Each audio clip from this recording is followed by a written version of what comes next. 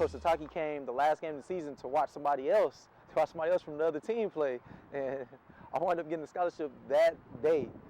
My first time on the plane was that upcoming week, and that's when Coach Sataki got me a plane ticket to get to Utah to come see it. So I offered him.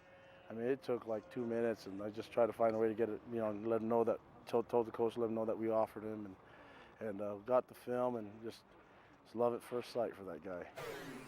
That was the fall of 2006, and a year later, Robert Johnson was introducing himself to Ute fans with 2 interceptions and a key forced fumble against an 11th-ranked UCLA team. Fast forward, and the senior safety has become, at Utah, the fun-loving, forget-your-cares comic relief. You've seen him. During interviews, he keeps everybody looking over their shoulder. Well, here now, he looks back, taking us home to his old LA neighborhood and inside his journey to college football success. In the bright lights of the BCS stage,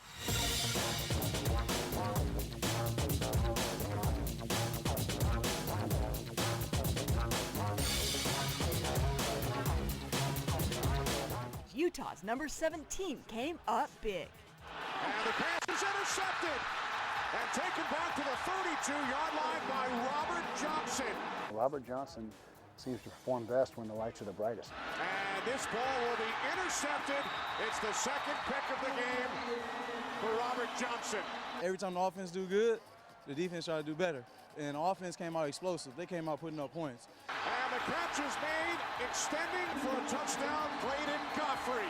Against the Tide, Robert Johnson had 2 picks to help his Utes, well, as he puts it. Alabama, roll tide and all that. Roll tide right down the hill. That's how I look at it. But I mean, it was just, man, this is remarkable right here. This season I'm gonna always remember, but next year we gotta get here too. I mean, it was probably one of the most exciting times in my life to be sitting here in the stands and seeing one of my fellas get the first interception. It was just awesome. Henry Washington is Johnson's former coach at LA Southwest College. He's seen hundreds of young men come through his program, but none, he says, quite like Robert. From day one, we knew we had something special, not only as a football player, but as a person.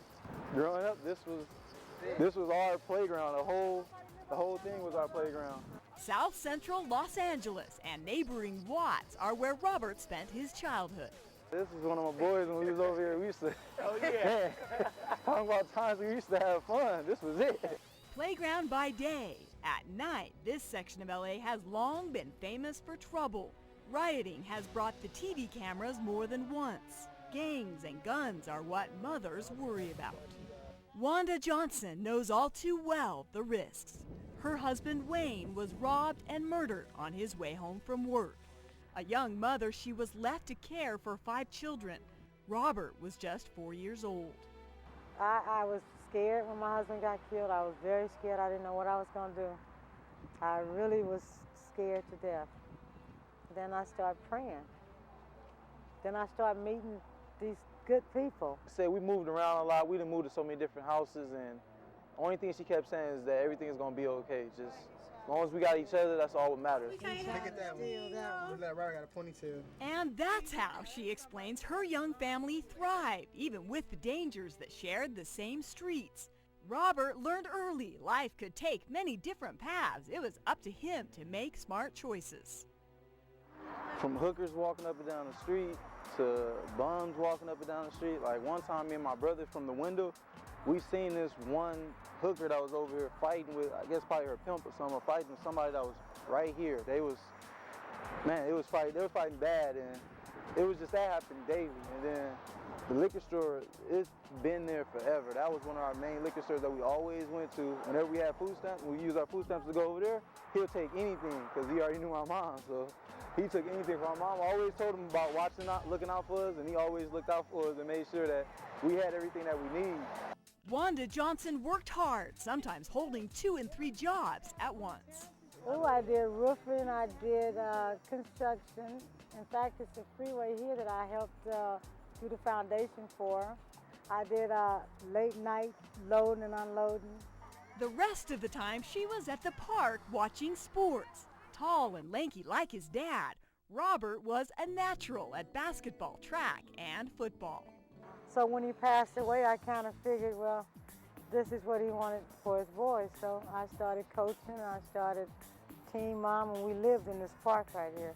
We was here 24/7, baseball, basketball, football. We did it all here at this park. Because Sonny, his older brother, did the right things with him and knew how to bring him along. You know, I have to take care of them. If I don't take care of them, who's going to do it?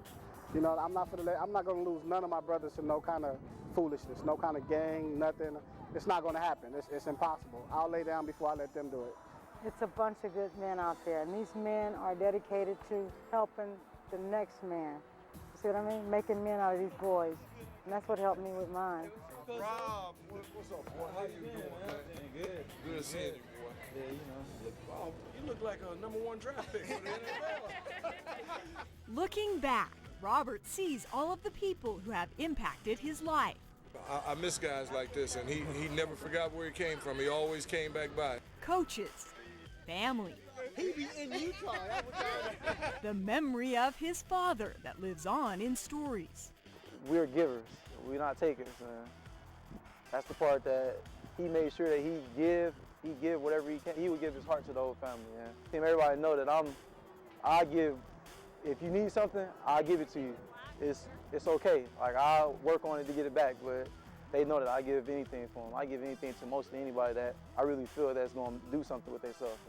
And whenever we have a situation where we need someone to go speak to kids or speak to a group, or he's the first one in line. And he does more of that than maybe anybody on the football team. And that's the kind of person he is. He's very caring. You know, he's a very unselfish individual. And standing on his old high school field, he still hears that one voice telling him everything is going to be okay. No matter where I'm at on the field, no matter how many people's in the stands, I can hear, I can just black out everybody else's voice and hear her voice. I know where she at, no matter what. That's why that's my mom. That's my #1 right there. That's no matter what. I'd like to see your son out there. Oh, I love it. I love it to death. I ain't seen her in so many months. I know. You almost picked me up off the ground. Last season, Wanda drove through the night after work to arrive just in time for the noon kickoff against Colorado State. Robert, you don't know it, but I'm going to be there. I'm coming. This year, a surprise visit. Game day against the Aggies. Rob, what'd you think? Your mom's here. I'm surprised to see her. Now I gotta play good.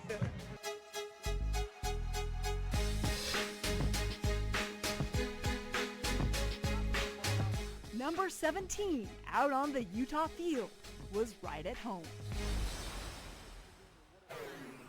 Robert Johnson has his sights set on playing in the NFL or working for the FBI. Coach Kyle Whittingham says he believes Robert has what it takes to make it in either profession.